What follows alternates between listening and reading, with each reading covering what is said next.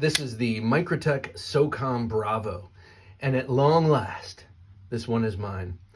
It took me a long time to get this, longer than I expected. Friends of mine in the knife community had theirs long before I had mine. Oh, just got to send an email and this and that, and never heard back. And finally, I saw that they had done a drop about a month ago on Instagram. They mentioned it, so I went over and got it off of the Microtech Gear website. But all of the difficulty in getting this added to the mystique and the anticipated desire for this knife, and it did not disappoint. I really love this knife and have been carrying it quite a bit since I got it.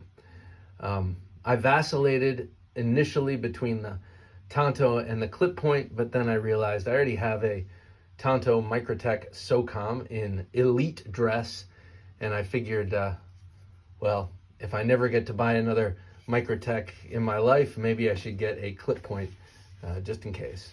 That's the kind of way I think, you know? So I got this clip point, and what a cool shape. So the Bravo is a high-end version, small production version of the SOCOM series, which is more commonly in production as the Elite model, like this. This is an old one, but this is traditionally dressed up with different materials and titanium and bolsters and milled pocket clips and special blades with fullers and stuff.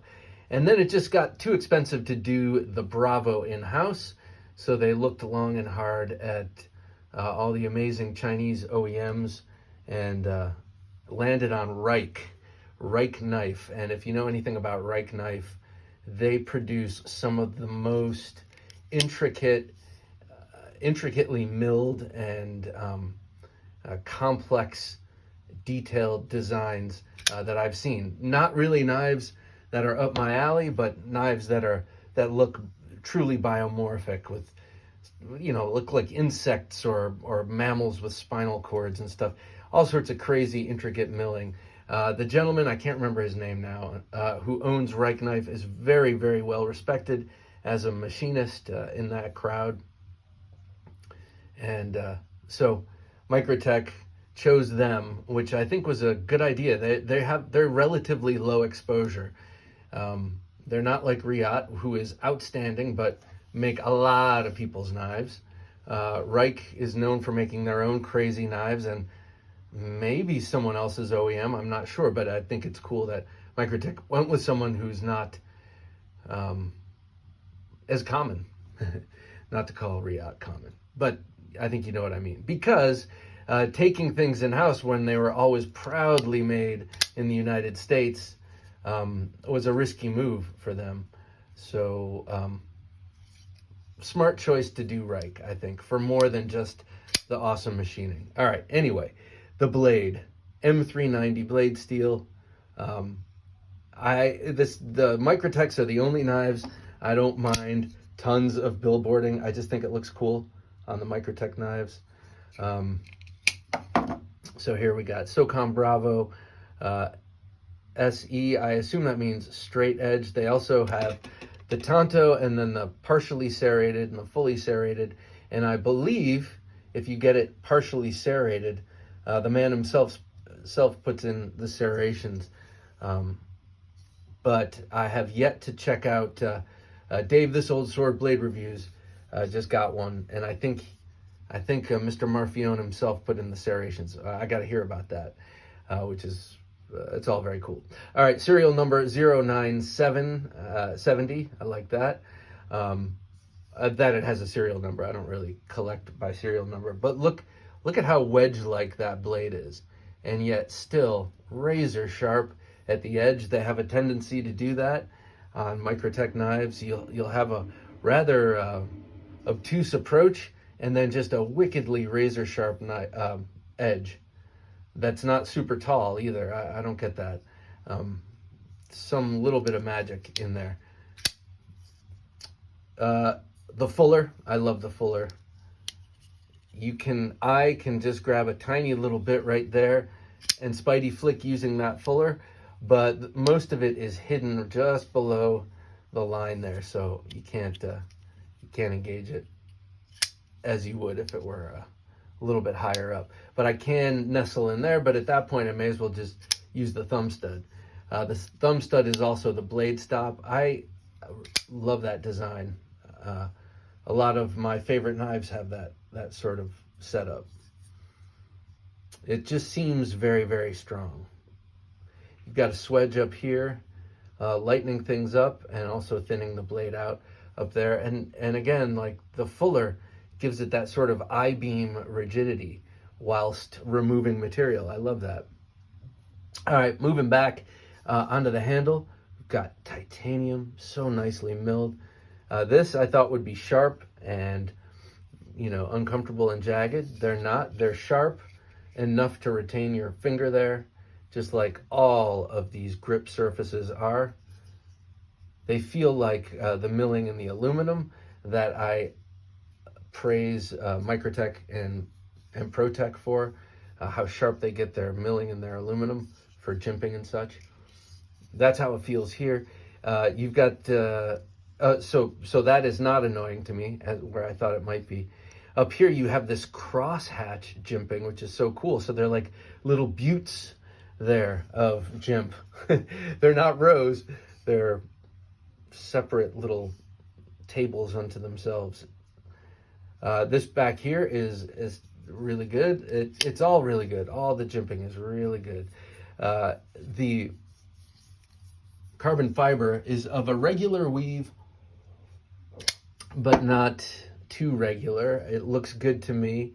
I'm coming around to carbon fiber because most of it isn't that regular weave stuff that we had for the first, I don't know, 8 years of carbon fiber being commonly on knives.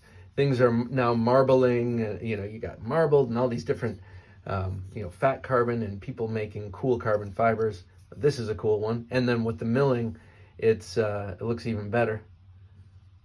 Fits up nicely to the bolster there. That's a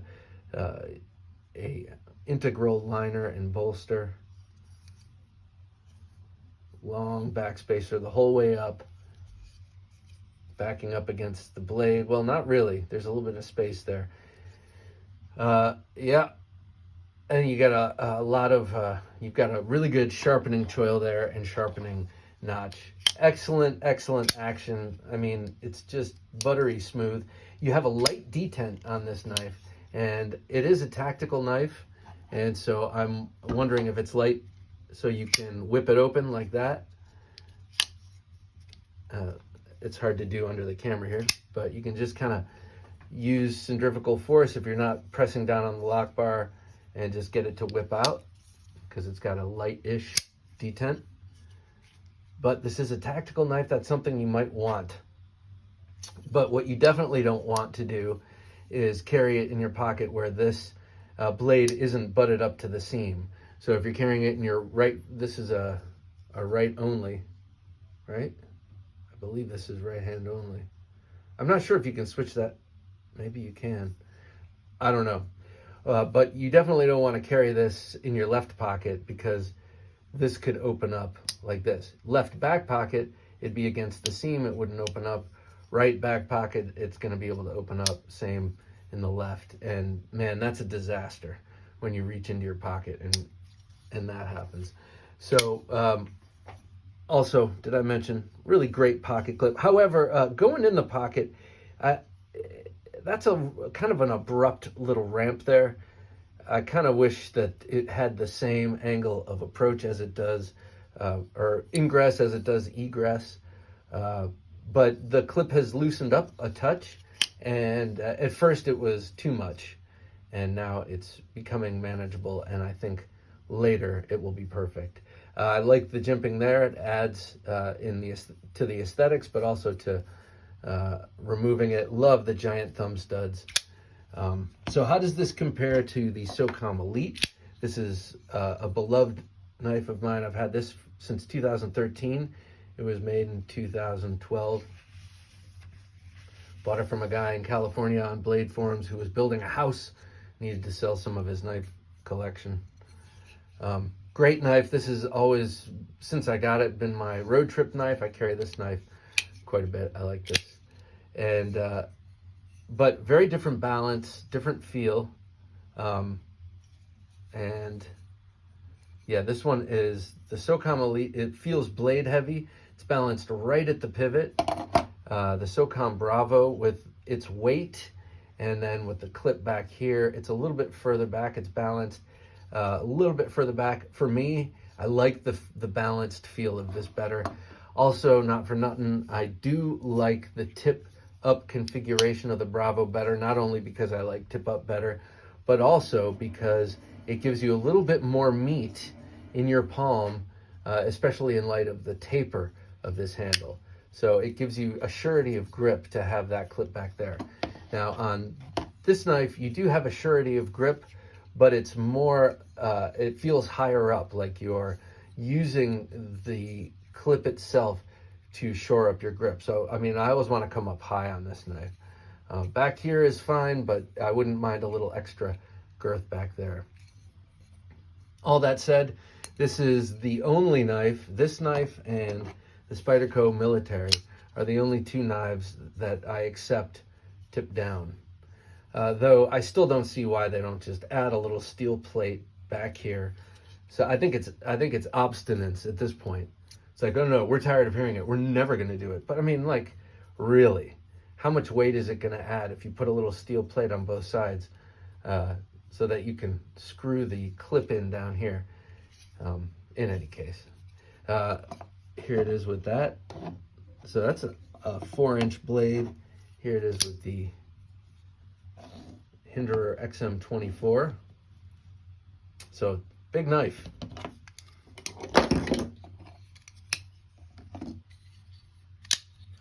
Here it is with the SMF by Strider Knives.